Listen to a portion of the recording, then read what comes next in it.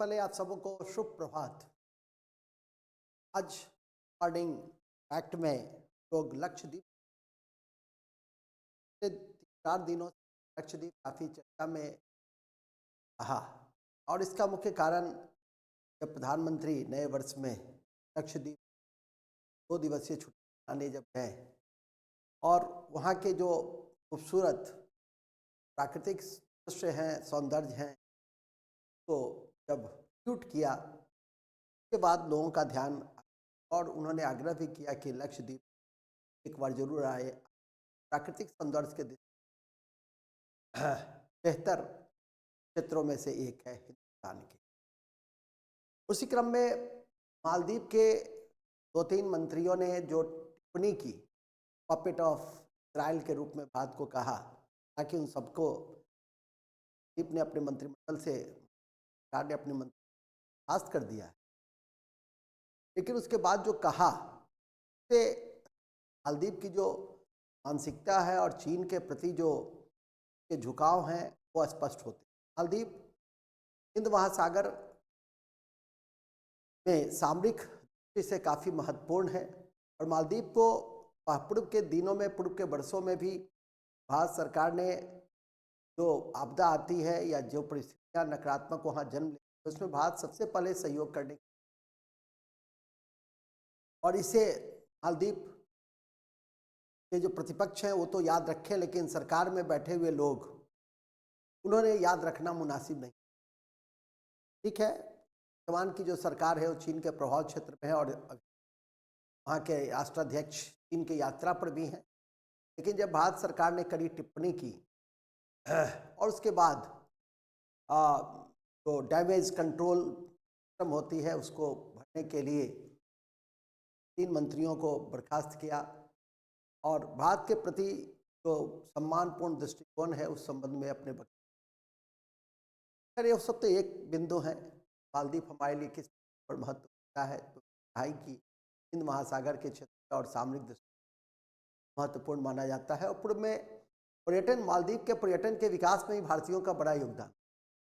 लेकिन पिछले कुछ दिनों से जब प्रधानमंत्री ने लक्षद्वीप की यात्रा की तो पर्यटन के क्षेत्र में लक्षद्वीप में अचानक से अपार संभावनाएं जन्म ली और हजारों लोग लक्षद्वीप की ओर स्वाभाविक है कि इससे स्थानीय जो पर्यटन है, उद्योग है, वो मजबूत होगा, क्योंकि लक्षद्वीप की अभी भी आबादी जो है वो मछली पकड़ने, मुख्य आबादी मछली पकड़ने और नारियल की है। थोड़ा सा इसके विषय में जानना चाहिए कि लक्षद्वीप क्या है। लक्षद्वीप को हम परीक्षा के दृष्टि से क्यों याद रखें। लक्षद्वीप नाम से यह स्पष्ट है, संस्कृत के शब्द है लक्षाद्वीप, 1 लाख द्वीप के क्रम में इसका नाम पड़ा। और लेकिन वर्तमान में 36 द्वीप है। वर्तमान में यदि देखा जाए तो लक्षद्वीप में 36 द्वीप है, ध्यान रख सकते हैं 36 द्वीप है। कवारती इसकी राजधानी है और यह कोची केरल से बहुत नज़दीक है और कोची से हम सबसे दक्षिण और सबसे उत्तर के जो द्वीप है वहाँ भी जा सकते हैं। मैंने अभी कहा कि लक्षद्वीप एक ऐसा केंद्र शासित प्रदेश, हालांकि इसकी इतिहास देखेंगे तो बौद्ध धर्म के जातक, बुद्ध धर्म की पुनर्जन्म की 549 घटनाएं हैं और फिर इसी क्रम में हम लोग यदि देखें तो चोल वंश का भी शासन रहा, क्षेत्र रहा और वहाँ से होते हुए फिर पुर्तगाली, कैथोलिक पुर्तगाली ने इस पर नियंत्रण किया और फिर टीपू सुल्तान के बाद ब्रिटिश आधिपत्य क्षेत्र में रहा। 1956 में 1956 में एक केंद्र शासित प्रदेश बना और सबसे स्मॉल केंद्र शासित प्रदेश है। सबसे छोटा केंद्र शासित प्रदेश के रूप में किसे जानते हैं? सबसे छोटा केंद्र शासित प्रदेश के रूप में हम लक्षद्वीप को याद रखने का प्रयास करते हैं। 32 स्क्वायर किलोमीटर ही मात्र इसके और यह डायरेक्ट सेंट्रल एडमिनिस्ट्रेटर के अधीन है। 3 मुख्य आइलैंड है, 36 तो हैं ही, लेकिन 3 मुख्य द्वीप है, मिनी द्वीप, लक्का द्वीप और मिनिकॉय द्वीप। ये 3 द्वीप को याद रखिएगा, अमीनी द्वीप, लक्का द्वीप और मिनिकॉय द्वीप। अमीनी द्वीप आइसलैंड सबसे नॉर्थ में है और मिनिकॉय सबसे साउथ में। यदि आप इसको स्लाइसिस करेंगे तो देखिए ये मिनिकॉय है, तो कोची से 390 किलोमीटर की दूरी पर है कि नहीं। और कोची से कवारती जो है, जो उसकी राजधानी है, 404 किलोमीटर की दूरी पे है। अगत्ती, यहाँ एयरपोर्ट भी है, 459 किलोमीटर की दूरी पर है। इसी तरह से अमीनी, कदमत, ये सब हैं जो कोची से उसकी दूरी को दिखाया गया है। सबसे दूरी पर यदि देखा जाए बित्रा, सबसे दूरी पर बित्रा है, जो ध्यान में रखना है। इस तरह से कोची से इसकी दूरी को भी आप देख सकते हैं। मतलब अरबियन सी का यह एक ऐसा, अरबियन सी का एक ऐसा केंद्र शासित प्रदेश जो प्रवाल भीति से बना हुआ है, मूंगा से बना हुआ है। और जानकारी में है ही, सक्रिय ज्वालामुखी से हम अंडमान निकोबार का निर्माण को देखते हैं और प्रवाल भीति से लक्षद्वीप के निर्माण को हम लोग देखने का प्रयास करते हैं। इसी क्रम में जो एक सारे जितने भी द्वीप हैं वो सब मानव वहाँ निवास करते हैं, लेकिन पीती आइसलैंड ऐसा आइसलैंड है जहाँ अभी भी मानव निवास नहीं करते हैं। बर्ड सेंचुरी के रूप में है ये पीती आइसलैंड, बर्ड सेंचुरी के रूप में जाना जाता है, जिसे आप परीक्षा के दृष्टि से याद रख सकते हैं। मलयालम इसकी मुख्य भाषा है। हालांकि अधिकांश जो समुदाय हैं वो इस्लाम धर्म के मानने वाले हैं, सफ़ी स्कूल से जुड़े हुए हैं। सुन्नी का जो सफ़ी स्कूल है उसी से ये जुड़े हुए हैं। और इंडिजीनियस पॉपुलेशन है, जिसे हम लोग, जिसका मुख्य व्यवसाय अभी मैंने कहा कि मछली पकड़ना और नारियल, लेकिन पर्यटन की असीम संभावनाएं हैं। और प्रधानमंत्री जी के लक्षद्वीप दौरे के बाद तो इसके असीम संभावना जो है वास्तविकता में बदल सकता है। तो इस तरह से इन चीज़ों को आपको ध्यान में करके रखना है। और जहाँ तक इसके लेटेस्ट कॉन्टेक्स्ट में है तो आप करंट के दृष्टि से याद रखिए कि ऐसे तो सिक्किम फर्स्ट स्टेट है तो ऑर्गेनिक स्टेट, जैविक खेती प्रधान राज्य है। और उसके बाद केंद्र शासित प्रदेश में लक्षद्वीप ऑर्गेनिक एग्रीकल्चर एरिया के लिए आजकल जाना जाता है। और कार्बनिक खेती या जैविक खेती के लिए एक नया केंद्र शासित प्रदेश के रूप में जो उभरा है वो लक्षद्वीप, और इसे इस तरह से याद रख सकते हैं। तो लक्षद्वीप में यदि आप इतनी बातों को ध्यान में करके रख लेते हैं सिर्फ लक्षद्वीप के संदर्भ में, तो मैं समझता हूं कि कहीं आपको कोई कठिनाई नहीं होगी। और भविष्य में लक्षद्वीप से जुड़े हुए जो एक दो प्रश्न आएंगे, स्मॉलेस्ट जो यूनियन टेरिटरी है वो मलयालम इसकी भाषा है। एक द्वीप ऐसा है जहाँ माही भी भाषा बोली जाती है।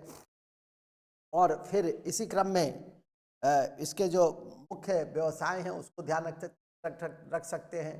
माही भाषा मिनिकॉय द्वीप में बोली जाती है। 36 द्वीप हैं और इसके निर्माण में कोरल द्वीप प्रवाल भीति की महत्वपूर्ण भूमिका है, जो अवशेषों से के जमाव से धीरे धीरे करके ये डेवलप किया और आज इस रूप में है। मैंने अभी कहा कि मालदीव इसके सबसे निकटवर्ती पड़ोसी देशों में से है। और यदि राज्यों के दृष्टि से देखें, केरल और कोची से लक्षद्वीप जाना कहीं ज़्यादा आसान होता है, 400 किलोमीटर पर है, तो फ्लाइट से आप जा सकते हैं, जहाज से भी जा सकते हैं। और इस तरह से आप लक्षद्वीप को जानें और समझें। इन्हीं शब्दों के साथ रुक जाइए, इन्हीं शब्दों के साथ हम इस लक्षद्वीप के विषय में विशेष जानकारी की समापन करते हैं कि गुड मॉर्निंग फैक्ट है। गुड मॉर्निंग फैक्ट में कुछ विविधात्मक तथ्यों को याद करके रखेंगे, जैसे चंद्रमा पे जाने वाले, जो छोटी छोटी परीक्षा में काम आएंगे, जैसे चंद्रमा पे जाने वाले जो प्रथम अंतरिक्ष यात्री थे उसका नाम था नील आर्मस्ट्रॉन्ग और एडविन एल्ड्रिन। तो नाम को याद रखेंगे। अभी चांद को लेकर नवीनतम और जो परंपरागत तथ्य हैं वो पूछे जा सकते हैं। और चांद पे मानव को पहुंचाने वाला जो प्रथम अंतरिक्ष यान था उसका नाम था अपोलो द्वितीय। तो अपोलो द्वितीय को याद रखेंगे, अंगस्टन को याद रखेंगे। इसी क्रम में यह भी याद रखेंगे संयुक्त राष्ट्र संघ के जो प्रथम महासचिव थे उनका नाम था त्रिवेली, जो नॉर्वे के थे। और नॉर्वे को मध्य रात्रि का सूरज देश माना जाता है, इसे ध्यान रखें। कागजी मुद्रा जारी करने वाला जो प्रथम देश है वो चीन है। कागजी मुद्रा जारी करने वाला रेशम का जो पालन है वो उससे वो पूरे विश्व को सिखाने वाला चीन ही है। प्रतियोगी परीक्षा का आयोजन भी चीन ही में हुआ था। चीन में इन सब कारणों से हम चीन को व्यूहात्मक रूपों में आज भी याद करते हैं। इसी क्रम में प्रथम जो विश्व कप फुटबॉल विजेता थे उरुग्वे था, उसे याद रख सकते हैं। फिर राष्ट्रीय ध्वज निर्माता प्रथम देश डेनमार्क को माना जाता है। राष्ट्रीय ध्वज निर्माता प्रथम देश डेनमार्क को माना जाता है। और कृत्रिम उपग्रह अंतरिक्ष में प्रक्षेपण करता देश रूस को माना जाता है। तो इन सब बिंदुओं को थोड़ा सा ध्यान करके रखेंगे। सबसे बड़ा भारत का जो गुफा मंदिर है वो कैलाश मंदिर है, जो एलोरा महाराष्ट्र में है। राष्ट्रकूट कृष्ण द्वितीय ने उसका निर्माण किया था, उसे याद करके रखेंगे। सबसे बड़ा जो गुंबद है वो गोल गुंबद है, जो बीजापुर में है। आदिल शाही डिनेस्टी ने उसे बनाया था। सबसे ऊंचा दरवाज़ा बुलंद दरवाज़ा है, जो अकबर के द्वारा गुजरात विजय के उपलक्ष्य में बनाया गया था। भारत का प्रथम आणविक केंद्र तारापुर में स्थापित किया गया था, इसे याद रखेंगे। भारत का प्रथम खुला विश्वविद्यालय आंध्र प्रदेश में स्थापित किया गया था, इसे आप याद रख सकते हैं। तो प्रथम 3D फिल्म माय डियर चेतन, इसे आप परीक्षा के दृष्टि से याद रख सकते हैं। सबसे बड़ा डेल्टा तो सुंदरबन का डेल्टा है, वो सब तो आप लोग को ध्यान होगा ही।